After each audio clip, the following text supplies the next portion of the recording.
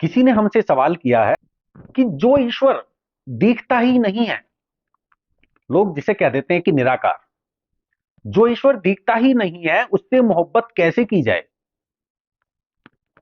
या उसकी पूजा कैसे की जाए, कैसे उसका नाम लिया जाए। लेकिन दिखती तो हवा भी नहीं है, जो हवा चलती है दिखती तो वो भी नहीं है।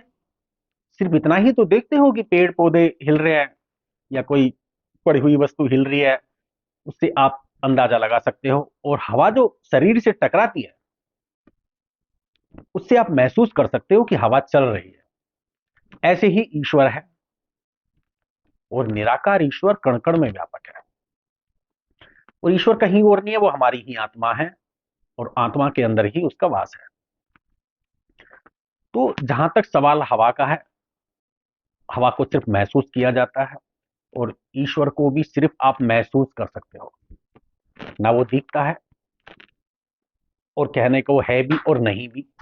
है तो हमारे ही अंदर है, कहीं और नहीं है, और बाहर तो वो है ही नहीं। सिर्फ अपनी आत्मा को खोजने की जरूरत है, अपनी आत्मा को जागृत करने की जरूरत है। बाकी निराकार ईश्वर इसी के अंदर है। जैसे कहा गया है कि आत्मा निराकार है, आत्मा के अंदर कोई गुण नहीं है, वो निर्गुण है। ये भी मैं आपको बता देता हूं, ये बात भी शायद आपको किसी ने नहीं बताई होगी, क्योंकि जो भी बातें करता है, जो भी गुरुजन या जो भी साधु संत बातें करते हैं, वो सिर्फ पंच तत्वों की करते हैं। शिव क्या है पंच तत्व, विष्णु क्या है पंच तत्व, ब्रह्मा क्या है पंच तत्व, टोटल पंच तत्वों की बातें करते हैं। और कहते हैं आत्मा जागृत होगी। आत्मा जागृत तो हुई नहीं है, वो पंच तत्वों का सूक्ष्म शरीर जो है वो जागृत हो जाता है। उसी को समझ लो कि मतलब आत्मा जागृत होगी, लेकिन आत्मा अलग है। पंच तत्वों का शरीर, सूक्ष्म शरीर जब नहीं रहेगा तो आत्मा निकल जाएगी, और वो निर्गुण है। आत्मा के अंदर कोई भी गुण नहीं है। यदि सूक्ष्म शरीर मर गया तो आत्मा निर्गुण हो गई। और निर्गुण होने के बावजूद भी सब गुण संपन्न है, तो वो ईश्वर है, वो ही आत्मा है। बात यहां आ जाती है, कुछ लोग ये भी कह देते हैं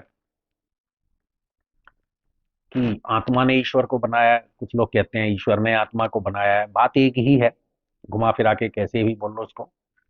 लेकिन आत्मा निर्गुण है, और वो हमारे ही अंदर है। और यदि उसकी पूजा करी जाए तो आपको पूर्ण मोक्ष भी मिल जाएगा, और हर तरीके से आपकी सुरक्षा भी होगी, ग्रह से, नक्षत्रों से, समय से, काल चक्र से। आपको किसी की भी पूजा करने की जरूरत नहीं है, किसी की भी सेवा करने की जरूरत नहीं है, ना पीपल पर तेल चढ़ाने की जरूरत, ना दिया जलाने की जरूरत, ना शनि ना मंगल, सब खत्म।